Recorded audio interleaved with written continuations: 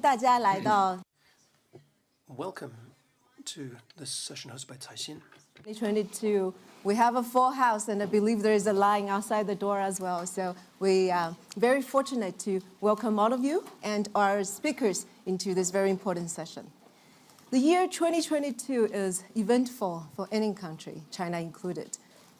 In China, it started with the Winter Olympics in Beijing. And then in spring, there's COVID flare-up and lockdowns. And then later this year, we have the relaxation and reopening. And deadly flood in summer, a reminder of more frequent extreme weather and the importance of climate change actions and the effort of Go Green.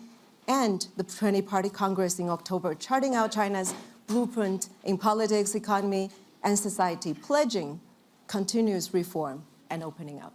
And I'm sure you read the number this week that China, for the first time in 60 years, have the reduction of population. And also the GDP number is 3.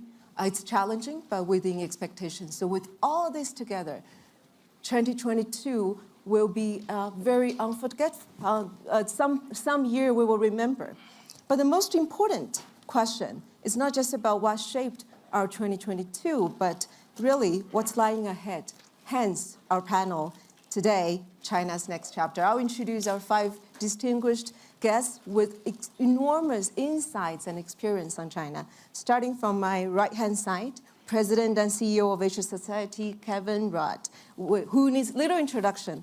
He's the former Prime Minister of Australia, and in March will be the Ambassador of Australia to US, a decade-long China expert, fluent Mandarin speaker, known to many Chinese as 老陆. Yeah. 我还活着.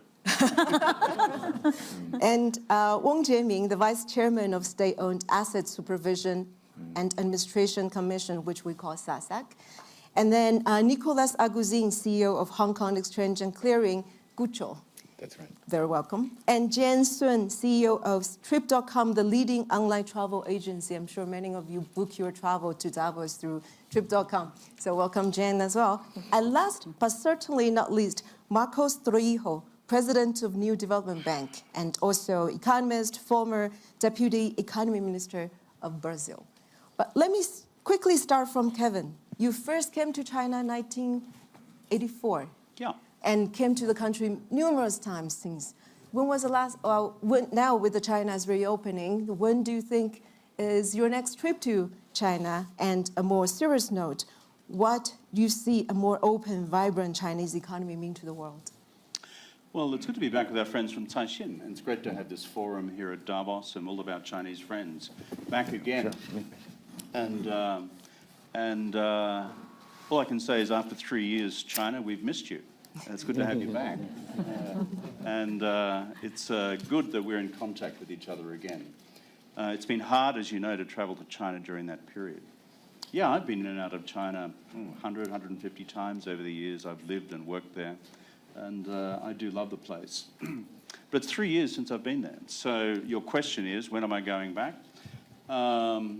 Maybe before I take up the new position in Washington. That's it. Maybe next month. I've got to do an Asia Society event in Hong Kong, and so I may flip up to Beijing. We'll see how that turns out. What does it all mean? I think none of us in the world have had an easy time with COVID. Nobody. That's just the truth. And everybody has struggled, in particular, with how to handle this massively contagious variant called Omicron. During China's struggles during 2022, I think the world has watched with concern how China has handled this, the sudden nature of the decision on December the 7th to go 180 degrees from zero COVID to completely open, and observing the impact in terms of the massive infection rates, which is predictable, but also our concern as human beings for the impact on old people, which we've seen in our own countries, So at a human level, we have a real sort of feeling for what the Chinese people have gone through and what old people are now going through. For the economy, then China obviously had no choice. Zero COVID was not working for China's growth numbers. The 2022 growth numbers were at best 3%, possibly less. And we do expect now a bounce back. The official numbers are probably around 5. We've seen the provincial numbers being projected around 5. I think this will be turbocharged by consumer demand. As Gucho and I were discussing just before coming on, you've got something like a couple of $1 trillion worth of extraordinary savings by Chinese consumers accumulated over the last couple of years. And I assume they'll want to go to Jane's Place and find a travel option for themselves. And so, but that will be writ large in Chinese domestic consumption and, frankly, international private consumption. So I'm expecting a solid growth number for 2023. That'll be good for China. Importantly, in a world where growth will be challenged, with Europe facing recessionary challenges, the United States question mark in terms of how soft or hard the landing will be, and the rest of the world, in the developing world, struggling. If China produces a solid growth number for 2023, 5 or 5 plus, that will actually underpin much global growth for the year to come. Thank you, Kevin. And let me flip the question for Mr. Weng. What you think the post-COVID high-quality opening of China might mean for Chinese economy and Chinese companies? So, 翁主任，您觉得这个高质量的开放，就是后疫情 What do you think about the prospects for high-quality growth after the pandemic, and what will that mean for the Chinese economy? Well, hello, everyone. Good morning. I do think in the post-pandemic era, the reopening will definitely mean good things for the Chinese economy, but not just. It will also mean good things for the world economy. Personally speaking, I think it was about 3 years ago that I was last in Europe.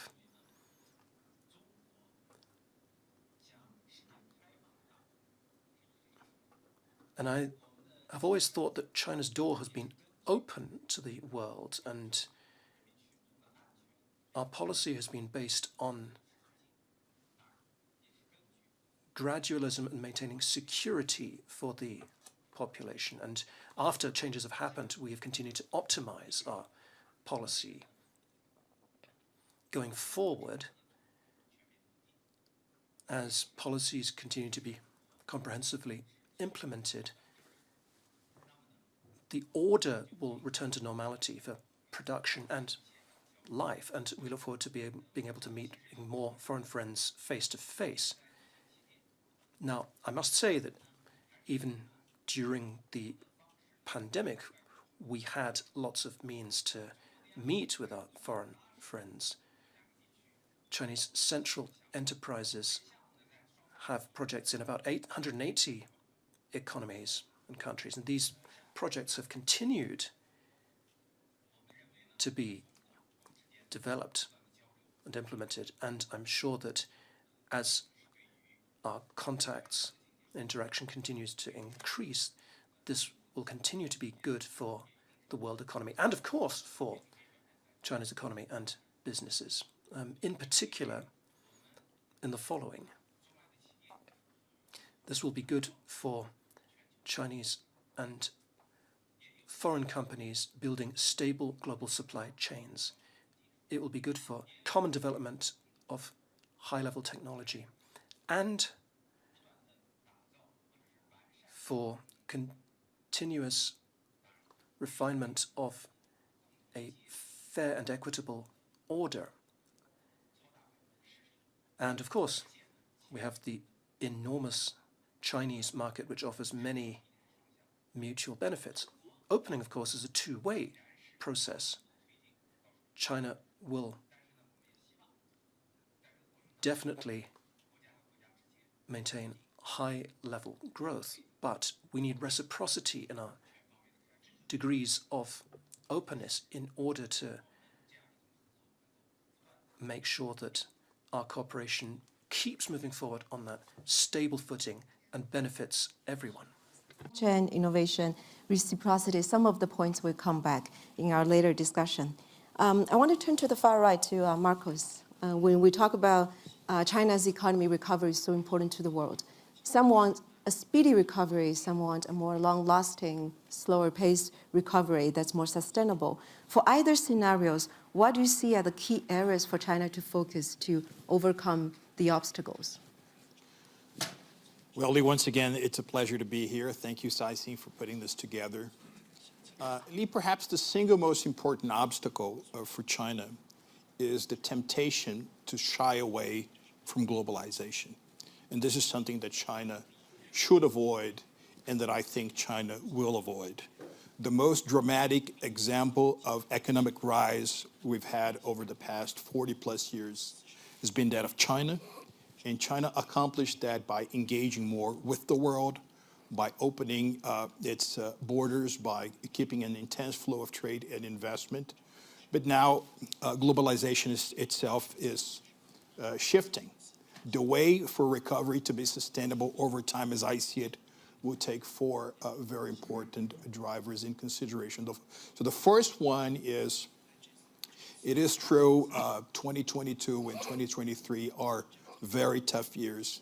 But there's one certainty out there, is that emerging economies will have a bigger and bigger share of the global GDP pie. By the way, in 2022, if you take account the GDP numbers by purchasing power parity terms, the E7 is already about 20% bigger than the G7, the E7 being the 7 biggest emerging economies of the world. And you might think that is only happening because of the relative size of China, but if you take China away from the equation of the emerging economies, the East, and you take, of course, the United States out of the G7, the E6 is bigger than the G7. So doing more trade, doing more investment, being there for emerging economies is a way for recovery to be sustainable over time.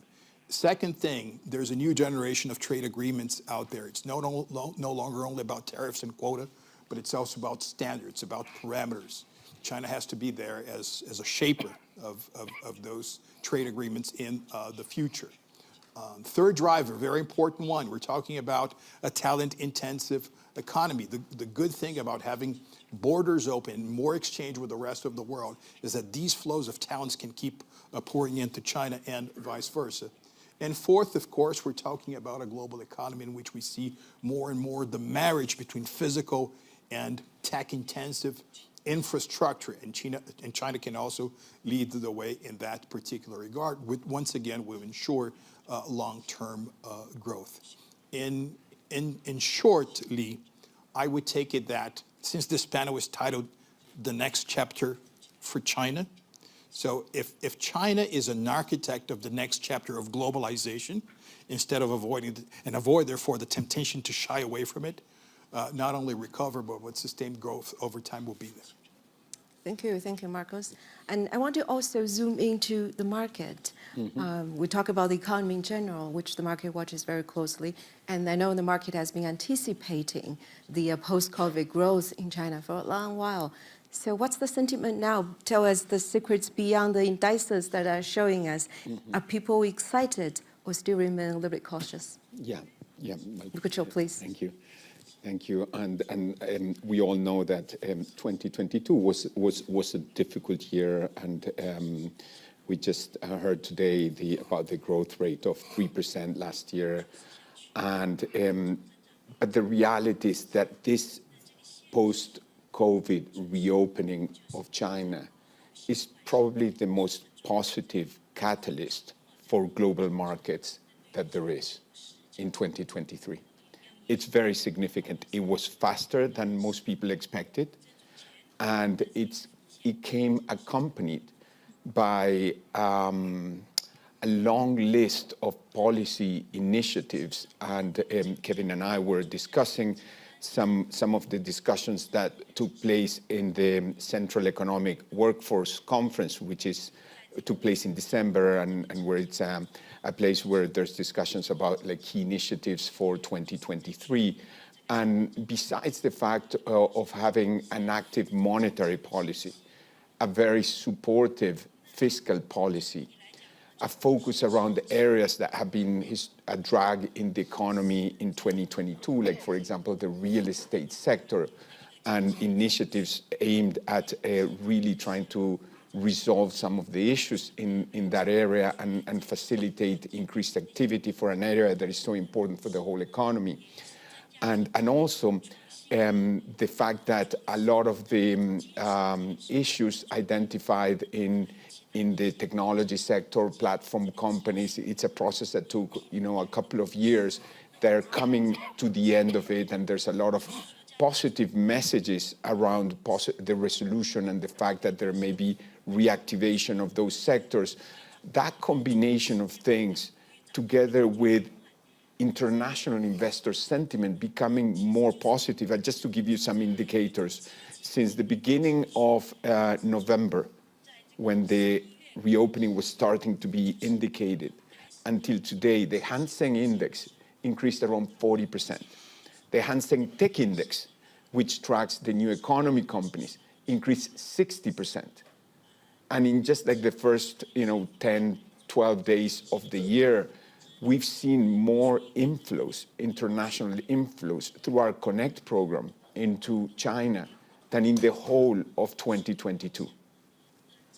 So it's quite a remarkable turnaround.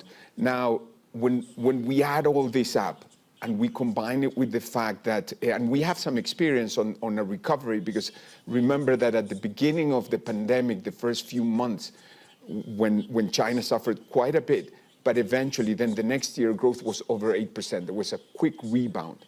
Now this time, over the last 2 years, there's about $2 trillion, as Kevin mentioned, that has been accumulated on excess savings. Chinese people typically save a lot, 20, 25% of their disposable income. Over the last 2 years, it got up to 35%. That's huge. That's about $2 trillion of money waiting to be spent. When all that comes together with all the other conditions, it should be a very encouraging environment for the markets. So we're quite optimistic. We have to contrast that also with the fact that international outlook is a bit more subdued in developed countries, developed economies. And with rates going up, I mean, the expectation is that there will be a slowdown. We'll have to see how this plays, between international developed markets and China and other Asian developing economies that are also having very positive results. Thank you, Gucho. Let me turn to Jan and see if the private sector and the company's performance can really substantiate the strong interest on the market and the capital market rebound. What kinds of political and economic measures you think Chinese private sector hopes to see, and what can effectively shore up confidence among business leaders like you? Yeah, in the past 3 years, as every country, travel was very difficult industry to be in because in order to isolate the spread of the virus, pretty much the world put a stop on the international travel. However, as soon as the policy is announced to open up the door, we have seen tremendous surge in the travel demand. So far, for our domestic travel, we're already back to 2019 level, or even more. And for people travel from foreign to foreign, for example, people from London travel to New York, from New York to Tokyo, from Tokyo to Hong Kong. These areas, we already seen 3 digits growth already. Now, the most challenging piece is cross-border transactions. The demand is already there. We have seen 3 digits growth in surge in demand. However, we are working very closely with our global partners, such as international airlines, international airports, international hotels, to ramp up the capacity so that we can bring more people from China to the rest of the world, and from the rest of the world to China. In the past, the cross-border transaction was reduced significantly. So we love to welcome more international friends to come back to China and visit with us and conduct business activities in many years to come. Thanks, Jan. So you can see a very rosy picture of the rebounding of the economy and the enthusiasm from the private sector. But what are the headwinds? Turn to Kevin. China relies on export, especially during COVID, first 2 years that the strong international demand pushed up Chinese economy. Now we are entering, many of the advanced economies are facing risk of recession. What kind of external environment Chinese economy is facing in 2023? I think in 2023, China's going to face a combination of residual domestic headwinds, but also the international headwinds you just referred to. If we look, Gucho just referred to the Central Economic Work Conference in December, which we spend a lot of time analysing in the Asia Society Policy Institute, and compared it, for example, with the one 12 months before. So the changes there are quite dramatic, which I think point in a positive direction for Chinese growth. The platform economy, 平台经济, seems to be, shall I say, in a now less regulated phase. For the property sector, you begin to see the evaporation or the reduction of the so-called three red lines. Yeah. So that's going to unleash some activity in property, some activity in the platform economy. Consumption we've just spoken about in terms of savings. So these drivers will be strong. The one which the international community will be looking at carefully is what will happen with Chinese domestic private fixed capital investment, and whether that will recover from the doldrums of recent years, and whether private investors will have the confidence to invest in new plant and equipment for the future. So that's still a question mark. On the international headwinds, if you listen carefully to what Kristalina Georgieva and others are saying from the International Monetary Fund, we're in the balance in terms of what the shape of the global economy will be in 2023. China's traditional reliance on net exports as a driver of growth remains, but it will face a 2023 which will be export challenged, primarily driven out of Europe, partly out of the United States and some other markets. So it will not be as strong a driver for China's own domestic growth performance as perhaps some Chinese economic planners would want. The last factor is just geopolitics, and I'm sure we'll come to that later in our conversation. If China and the United States can keep geopolitics within a certain equilibrium, then we should see reasonable growth. If we don't, then I think that will also act as an external headwind. We can talk about that later. Exactly. If we start talking about geopolitics, we're going to consume the rest of our panel time.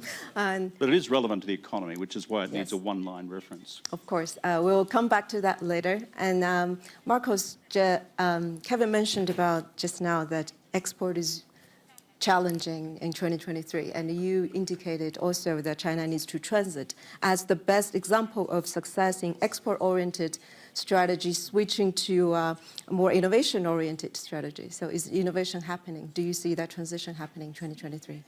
Well, yeah, when the opening up policy was first implemented back in 1978, if you added everything that China exported to everything that China imported, that was only about 12% of China's GDP. China was one of the most insular countries in the world.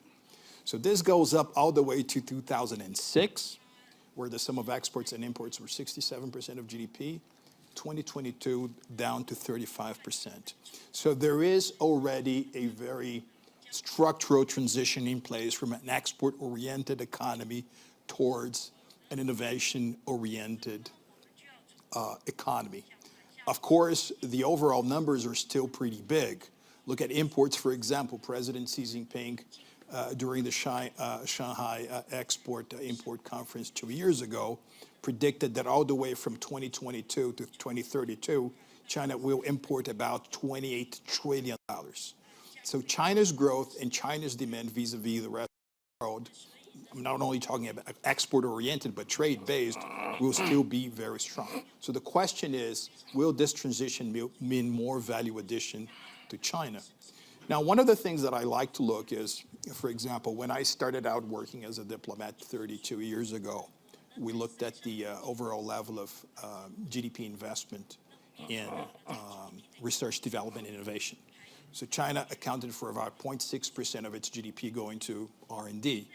Now it's close to 2.5%, which is the average of the OECD. You look at the number of patents that China deposits every year at the World Intellectual Property Organization. So there is indeed a transition towards innovation.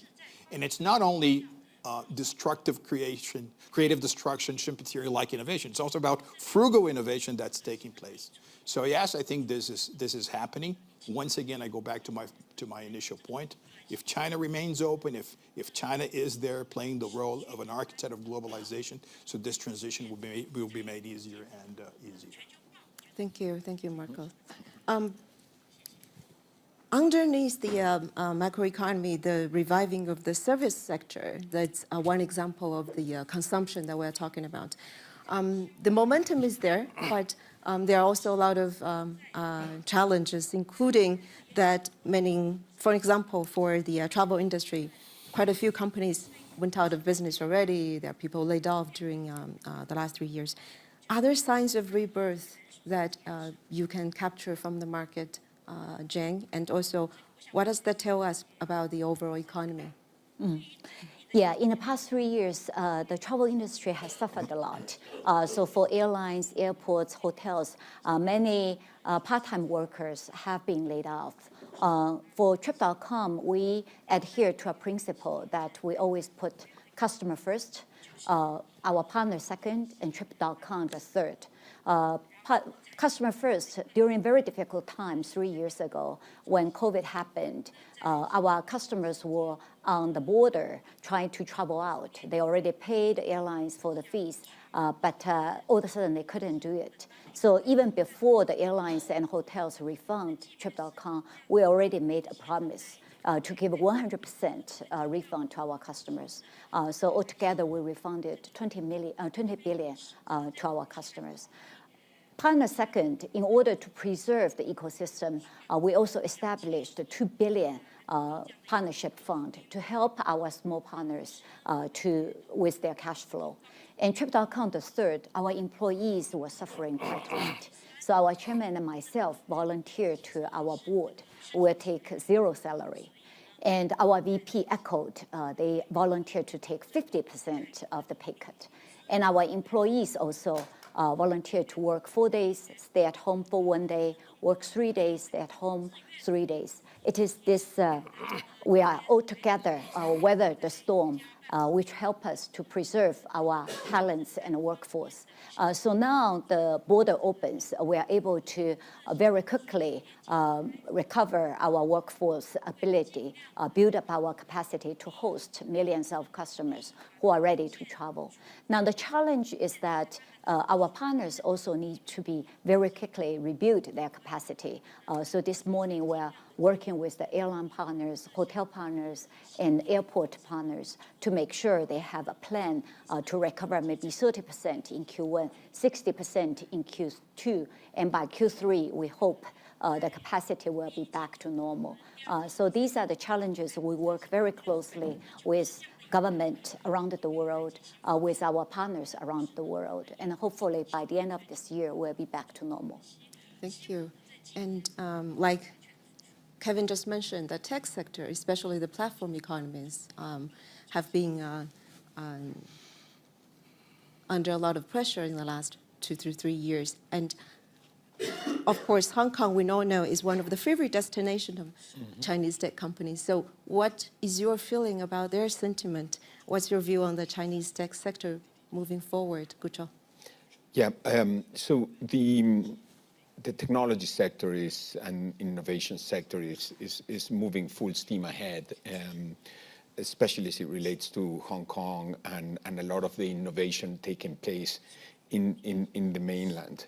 And we see this by the number of companies that on a regular basis, want to come to our market. We have 100 companies now lining up to go public.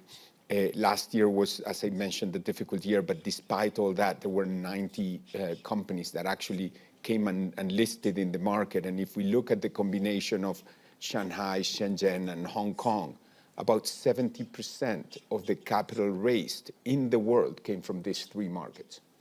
And a lot of that was directed towards the innovation technology sectors.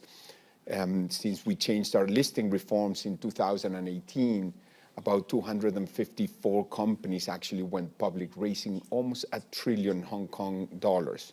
So that's, about 120, 130 billion US dollars, a very, very significant amount. And the technology sector, especially platform economy, it's a sector that's been, increasingly regulated around the world, in the US, in Europe. China took some steps to regulate that sector, and a lot of the remediations that needed to be done has been, for the most part, done. So we've seen some very encouraging and positive comments that we're getting, to the end of the remediation process, and therefore a lot more optimism about companies being able to tap the international markets, fundamentally the bigger platform economies. So we're very optimistic. There are a lot of changes that we are actually doing to our markets to make sure that we can continue attractive innovation. One of key initiative, and remember, this is a sector that has a ton of support from a policy point of view. In addition to that, we have a situation where you have something called the Greater Bay Area, some of you may know, which is essentially, part of southern China and Hong Kong. It's a region of about 87 million people with a GDP of close to $2 trillion. That is a little bit like, it's the second most significant innovation hub in the world. It's like having Silicon Valley together with Wall Street, almost all in one, because you have Hong Kong and Shenzhen and all that innovation happening in one place. Is pretty remarkable. But what we're doing is we're also changing our rules, our listing regime, to be able to attract companies that perhaps have no revenues. They may not have any income, but they have significant spending on R&D. Companies in quantum computing, there may be in space technology, artificial intelligence, areas that are very, very important, but they may not have the profitability or revenue to qualify for our main market. So what we're doing is like developing a new chapter that will be able to attract those companies. So when I look at technology, innovation, I echo what Marco said. China has the biggest patents today of any country around the world. I see a very vibrant sector and a lot of opportunities going forward. Thank you, Gucho. And let me focus on the major players of the economy and turn to one of the large players, that is SOEs. Mr. Wong, so in the Party Congress report, the 20th Party Congress report, President Xi called on to build a stronger, better, and larger state-owned enterprises. In your view, you're running all those SOEs. What role do SOEs play in China's growth in 2023 and beyond, and what they need to do to become more competitive players in a leveling play field, both at home and abroad? 所以怎么样让国企能够保持竞争？ How can SOEs maintain competitiveness, and what role will they play in international development in the future? Well, I was listening with great interest to some of the remarks just now, and I'm very happy to see China garnering a lot of attention. Now, some panelists have said that 2022 was a difficult year for China economically, even going as far as to refer to 3% GDP growth as a figure that was far from ideal. Now, this is the way I see it. In the broader perspective, of course, 3% is not a good rate vertically speaking, but if you look at it horizontally, if you compare with other large economies, 3% GDP growth is basically at the top.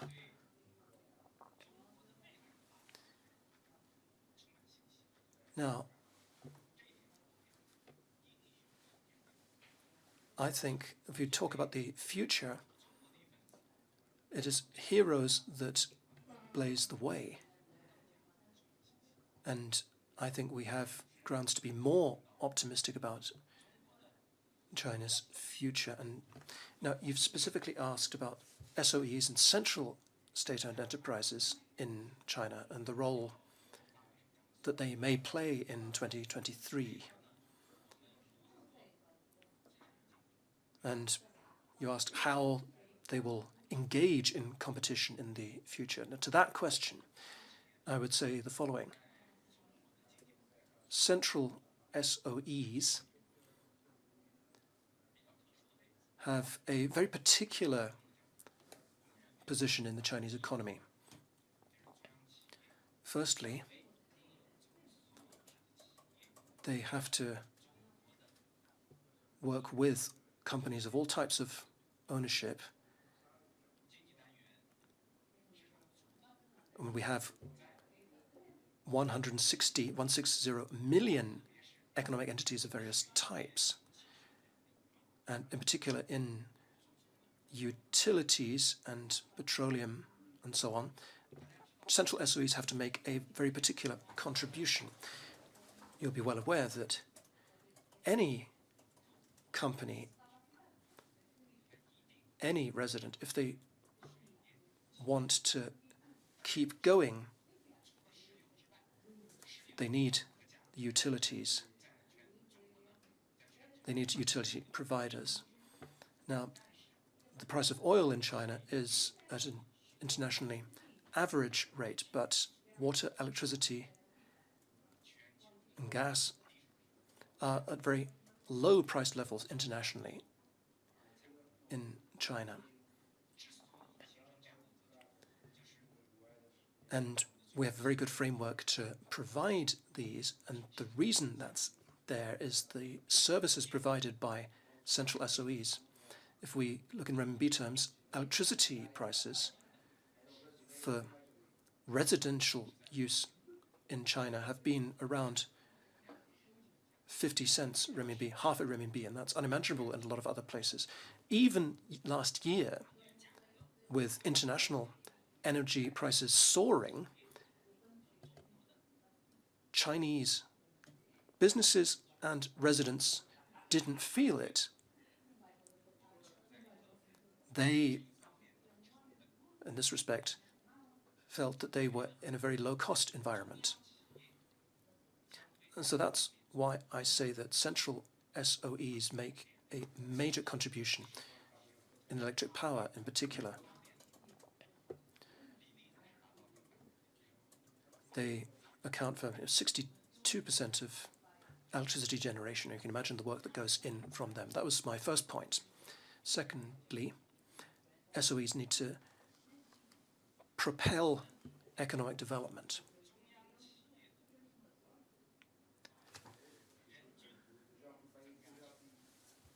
Per person,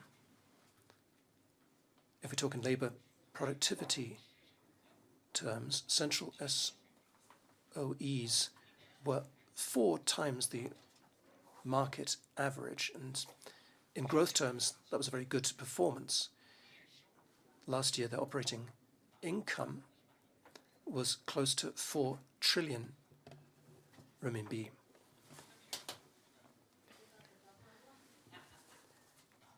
The total profits were 2.55 trillion renminbi, a growth of 5.5%. In 2023, our goal is that profits for central SOEs should exceed our current target for GDP growth. And I hope that they get even better so that they can create even better conditions for the Chinese economy.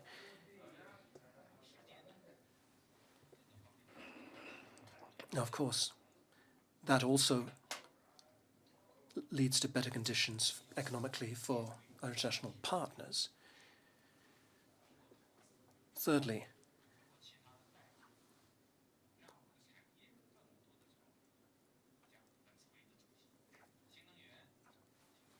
new energy, AI, new materials, high-end manufacturing are clearly seen by all as targets for future-oriented investment. There's a big consensus about that, and doing that will also involve improved cooperation between the state sector and private sector. And one of my fellow panelists mentioned just now that tech innovation will be one of the new drivers of growth in China. Fourthly, I would also say that if you look at companies of all types of ownership, they need to move forward and develop together.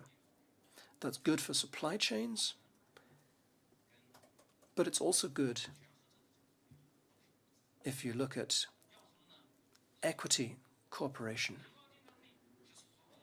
You talk about improved competitiveness. That's a challenge for all companies. SOEs need to improve, other companies need to improve. Central SOEs don't have preferential policies that they enjoy. They compete in a level market playing field. And we all work, we all act on the same stage. Now, due to time constraints, I won't give too many examples, but they need to improve their efficiency in order to improve value added. Secondly, we need a new 3-year reform program for SOEs to make them more dynamic and innovative at the same time. And thirdly, they need to pay more attention to tech R&D so that they have greater impetus behind their development. Industrial companies are all investing 3% of their operating revenue in R&D. Tech companies are all investing at least 10% of that in R&D, and they need to move forward. Now, ladies and gentlemen, one more thing. I would say that we'd like to work more closely with foreign companies and the private sector to play to our respective strengths. And so everyone can reap the dividends of China's development. And now we have only 3 minutes left, and as promised, we'll devote all that into geopolitics. Kevin, you have 1 minute to talk about US-China competition. And my question is more specific than that. US restrict China's access to critical technology, chips manufacturing especially, and also lobbying allies and partners to cut Chinese tech firms out of their supply chains. If you were Chinese government, what do you think China should respond to this? Well, these measures in the United States don't occur in a vacuum. I mean, it's part of a bigger picture. And the bigger picture is the strategic competition between the United States and China, which has been underway now for at least 5 years. Whether we choose to politically recognize it or not, that's just the reality. And so the challenge for geopolitics, and I'm mindful of the clock here, is can we find a stabilizing mechanism, given the reality of that competition, to prevent it from escalating into some future crisis, conflict, or war? That's the essential challenge for us all. I think the encouraging thing coming out of the summit between President Biden and President Xi Jinping in Bali in November was to take some tentative steps in that direction. If you look carefully at the text of what the Americans said and what the Chinese said, there is a predisposition to try and put some guardrails around this relationship. Xi Jinping used terms like a new Antrenwang, a new security safety net underneath the relationship, some new fanghu, some new protections around the relationship. So I think this is encouraging. Secondly, on the critical question of technology, and I'll conclude on this, China launched back in 2015 its determination to become self-sufficient in 10 critical technologies. That's the China 2025 plan. If you look carefully at the Central Economic Work Conference report of December last year, its aspirations for national self-sufficiency in semiconductors, in quantum computing and artificial intelligence, it remains China's policy. So these measures, by and large, predated the American reactions, which we've seen in recent times. I do not see, therefore, an ability to return the technology competition between the two states to a steady state until we resolve the underlying geopolitical stabilization question. Otherwise, that competition will continue, and it may go into new areas, such as quantum computing and artificial intelligence. In other words, there is a real risk that we will still face a high level of technological decoupling. Thank you, Kevin. And also, I'll turn to you, Marcos. You also have 1 minute to talk about the little question about supply chain challenges China is facing. So facing all the friendshoring, China +1 strategy, all this and that, what would be your advice for China to cope? Well, Lee, I'm not there to say that geopolitics are not important in the way that supply chains are being redrafted, but I think there is one structural change that's far more impactful in redesigning something that's actually bigger. We should talk about value networks and not only supply chain, which is, once again, the bigger and bigger chunk of global GDP that's going to the bigger emerging economies. I'll give you an example of my country, for example, Brazil. Back in 2002, China-Brazil trade was $1 billion a year. Today, it is $1 billion every 60 hours, right? If you look at emerging economies, about 2 out of every 3 emerging economy country has China as more of a trading partner than the United States. So this creates a new web of collaborations that extend beyond supply, that touch demand, that touch R&D flows, that touch the way in which you organize your strategies. So there's a web of competition out there, and I think at the end of the day, more important than the geopolitical discourse, the reallocation of supply chains will be determined. The GPS, the most important GPS will be the balance sheet, right, where it makes sense to allocate your resources here and there. Thank you. We're definitely running out of time, but I want to have one last word, not just from one person, but from everyone, that our topic today is China Next Chapter. So which word would you pick to describe China's next chapter? Start with Marcos, please. Evolution. Evolution. And Jen? Innovation. Innovation. Gucho? Vital. Vital. Vital. Vital. Vital. Vital. Vital. Yeah. And Weng Jieming? 开放开放。2个字是 open. And then to make it a bit longer, high quality opening. Final word, Kevin. If we're asked for a word about China's next chapter, I would say still uncertain. There you go. Thank you. With that optimism and also caution, please join me in thank you all our distinguished guests for joining us today.